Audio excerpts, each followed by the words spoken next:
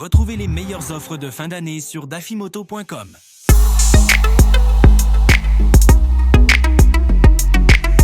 Et là, on est où? C'est marqué, on est sur le stand BSA du salon de Milan. BSA, la marque anglaise historique, propriété indienne depuis quelques années maintenant, nous présente finalement la 4e machine qui entre dans sa gamme cette année, c'est la Thunderbolt. On connaissait la Goldstar 650, je vous ai d'ailleurs proposé un essai sur Motoservice. Ensuite sont apparus la Scrambler 650 avec le même moteur. Nouveau moteur, le 350 qu'on a vu apparaître sur la Bantam. Et aujourd'hui, ce monocylindre 350 de 30 chevaux, puissance modeste, oui, apparaît sur la Thunderbolt. Thunderbolt, c'est un nom plutôt sympa, je trouve, et j'aime bien cette évocation et les couleurs qui sont présentées aujourd'hui. On a donc un petit trail. Donc je vous ai dit, niveau performance, ça reste modeste. C'est du natif A2. Mais ce qui est sympa, par contre, c'est que ça a l'air assez accessible. On est seulement à 815 mm pour la hauteur de selle.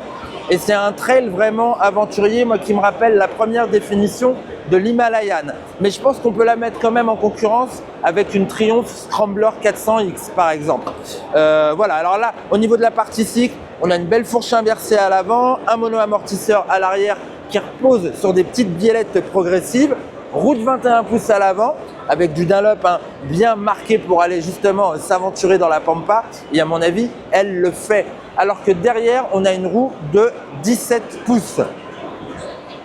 Niveau du freinage, c'est assez simple. On a un étrier simple piston à l'arrière. On se retrouve avec une pince radiale à double piston à l'avant.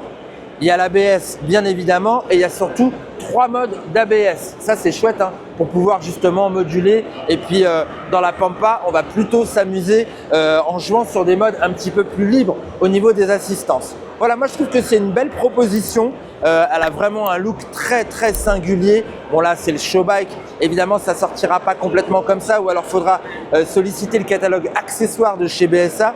Mais regardez les éclairages, ils sont très très bien faits. Regardez le petit pot d'échappement, il est magnifique. Ah là ouais, regarde, t'es là Hugo, regardez-moi ces beautés de fourches usinées, ils sont somptueux. Je ne sais pas si ça va rester vraiment dans la version qu'on va recevoir dans le commerce. J'ai pas non plus d'informations au niveau des prix ni au niveau de la disponibilité.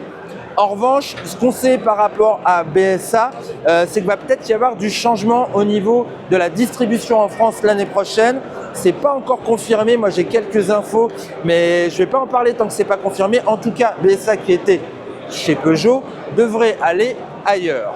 Bon, la suite sur motoservice.com avec plus d'informations. Et on se retrouve pour une prochaine vidéo, on va retrouver Christophe quelque part. Un petit truc sympa, c'est cette instrumentation TFT, parce que ça reprend vraiment un agencement, vraiment tout terrain. On retrouve une boussole, par exemple. Bien évidemment, cet accessoire peut être connecté à nos smartphones.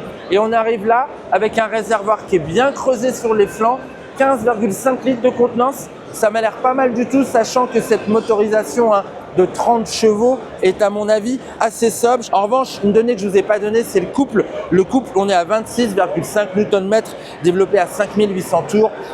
Performance assez modeste, mais qui devrait être accessible au plus grand nombre. Il y a aussi un petit sabot moteur au niveau des accessoires. Bon, il n'a pas l'air hyper protecteur pour cette belle petite machine qui ne pèse que 185 kg en ordre de marche.